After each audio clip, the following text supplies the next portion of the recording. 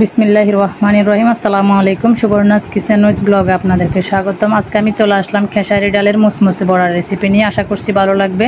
আপনারা যারা ইতিমধ্যে খেয়েছেন তারা তো এর স্বাদ বুঝতেই পেরেছেন, আর যারা খান নাই অবশ্যই রেসিপিটি ট্রাই করবেন। চলুন রেসিপিটি দেখে নেওয়া যাক। রেসিপি করার জন্য এখানে আমি খেসারি ডাল নিয়েছি। খেসারি ডালগুলো সাধারণত দেখতে এরকমই হয়, আমি আপনাদেরকে দেখিয়ে দিচ্ছি। তো এগুলো আমি রোদে শুকিয়ে এরপরে ছুঁড়ে নিয়েছি। এগুলো টালা ভাজার কোনো প্রয়োজন নেই। এখন আমি পানির মধ্যে দিয়ে এগুলোকে ভিজিয়ে রাখবো 5 থেকে 6 ঘন্টা। তো আপনারা যদি সকালে বানাতে চান সেই ক্ষেত্রে রাতে ভিজিয়ে রাখতে পারেন সারা রাত। তো এগুলো আমি ভিজিয়ে রাখছি। ভিজিয়ে রাখার পর দেখেন এর অবস্থা কেমন, এগুলো ফুলে ডাবল হয়ে গিয়েছে। এখন আমি এগুলোকে ব্লেন্ড করে নিব। আপনারা চাইলে শিলপাটায় বেটে নিতে পারেন। আমি ব্লেন্ড করব, একেবারে ব্লেন্ড করে ফেলবো না, আধা ভাঙা করে নিব। এতে করে বড়াগুলো মুসমুসে করে ভাজি করার পর খেতে ভালো লাগবে। ব্লেন্ড করে নিয়েছি। এখন আমি একটা খালি বোলের মধ্যে নিয়ে নিচ্ছি।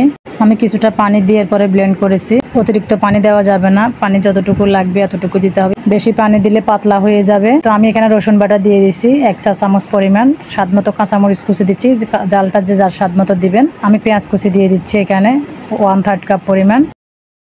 হলুদের গুঁড়া দিয়ে দিচ্ছি আমি 1/2 টিস্পুন দিয়ে 1 চা চামচ পরিমাণ। কালারের জন্য দিয়ে দিচ্ছি লাল মরিচের গুঁড়া, আপনারা যদি না দিতে চান স্কিপ করতে পারবেন। এখন দিয়ে দিচ্ছি শুকনো চালের গুঁড়া। চালের গুঁড়া আপনার ডালের মধ্যে যতটুকু লাগবে একটু একটু করে দিবেন। আমি স্বাদ মতো ধনেপাতা কুচি দিচ্ছি, এতে করে ফ্লেভার ভালো আসবে। ধনেপাতাটা স্কিপ করা যাবে না বড়ার মধ্যে। এখন হাত দিয়ে ভালোভাবে মেখে নিব। চালের গুঁড়া আমি অল্প অল্প করে ব্যবহার করব এখানে, যতক্ষণ না পর্যন্ত সুন্দর করে বড়ার শেপ হচ্ছে ততক্ষণ পর্যন্ত। এখন আমি হাত দিয়ে দেখিয়ে দিচ্ছি। আমি এখানে কিছুটা ডাল নিয়ে নিছি। তো এখন আমি হাতের মধ্যে এভাবে শেপ দিয়ে দিচ্ছি। তো শেপটা কিন্তু খুব ভালোভাবে হয়েছে, দেখেই বুঝতেছেন। তো এখন আমার এটা পারফেক্ট বড়া বানানোর জন্য। এখন আমি চলে যাব সরাসরি চুলায়। চুলায় আমি একটা ফ্রাই প্যান বসিয়ে দিয়েছি, এর মধ্যে রান্নার রেগুলার তেল দিয়ে দিচ্ছি। তেল আমি অতিরিক্ত দিব না, আমি এগুলো একেবারে ডুবো তেলে ভাজি করব না। তেলটা আমি আমার পরিমাণ মতো দিচ্ছি। আপনারা চাইলে ডুবো তেলেও ভাজি করতে পারবেন, অল্প তেলেও ভাজি করতে পারবেন। বড়াগুলো মুসমুসে করে ভাজি করে নিলেই চলবে। তো আমি এখন তেল গরম হয়ে গিয়েছে, এখন হাতের মধ্যে শেপ করে দিয়ে দিচ্ছি। আপনারা হাতের দিকে লক্ষ্য করলেই বুঝতে পারবেন। প্রথম বেসে আমি যে কয়েকটা আঁটবে আমি দিয়ে দিচ্ছি। আপনারা সাইজে ছোট বড় করেও বানাতে পারবেন।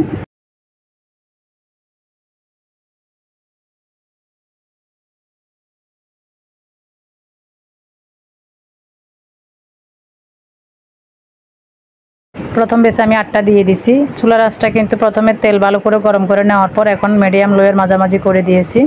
এতে করে বড়াগুলো খুব ভালোভাবে মুসমুসে হবে। চুলার আঁচ বাড়ানো থাকলে বড়াগুলো কালার চলে আসবে, কিন্তু ভিতরে কাঁচা থেকে যাবে। কিছুক্ষণ পর আমি একটা কাঁটা চামচের সাহায্যে উল্টিয়ে দিচ্ছি। কাঁটা চামচ দিয়ে উল্টানোর কারণে দ্রুত উল্টানো যায়, এতে করে তেল ছিটকে গায়ে আসার সম্ভাবনা থাকবে না। তো আমি কিছুক্ষণ পর পর উল্টে পাল্টে এগুলোকে ভেজে নিচ্ছি, দেখে বুঝতেছেন এক পিঠ কিন্তু কালার চলে আসছে। চুলার আঁচটা একেবারে মিডিয়াম লোয়ের মাঝামাঝি রাখতে হবে। আপনার কাছে যদি মনে হয় যে এগুলো পুড়ে যাচ্ছে, আপনি চুলার আঁচ আরো কমিয়ে দিবেন। আমার এগুলো অলরেডি ভাজি হয়ে গিয়েছে, আমি এখন উঠিয়ে নিচ্ছি তেল জড়িয়ে। এগুলো আপনি যতটা কালার করে ভেজে নেবেন ততটা মুসমুসে হবে, খেতেও ভালো লাগবে। আবার একেবারে পুড়ে ফেলা যাবে না। আমার এক একটা বেশ ভাজি করতে 15 থেকে 20 মিনিট সময় লাগছে। আপনাদের আরও সময় কম বেশি লাগতে পারে। সাইজে যদি ছোট হয় সেক্ষেত্রে আরও কম সময় লাগবে। তো আমি সবগুলো ভেজে নিব।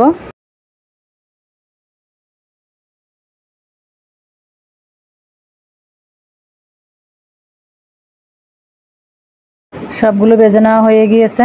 আশা করছি আমার আজকের খেসারি ডালের সিম্পল রেসিপি আপনাদের কাছে ভালো লাগছে। রেসিপিটি ভালো লাগলে আমার ভিডিওতে একটা লাইক দিয়ে দিবেন। যারা আমার চ্যানেলটি এখনো সাবস্ক্রাইব করেন নাই প্লিজ চ্যানেলটি সাবস্ক্রাইব করে দিবেন। সাবস্ক্রাইব করে অবশ্যই পাশে থাকা বেল আইকনে ক্লিক করে দিবেন। ফ্রেন্ড অ্যান্ড ফ্যামিলির সাথে শেয়ার করে দিবেন। আপনারা বাসায় অবশ্যই রেসিপিটি ট্রাই করবেন। এই বড়াগুলো আমার কাছে টমেটো সস এবং লেবু দিয়ে খেতে বেশি ভালো লাগে। তো আজকে এই পর্যন্ত, নতুন আরও একটি ভিডিও নিয়ে আসা পর্যন্ত সবাই সুস্থ থাকবেন, ভালো থাকবেন এই দোয়া করি। আল্লাহ হাফেজ।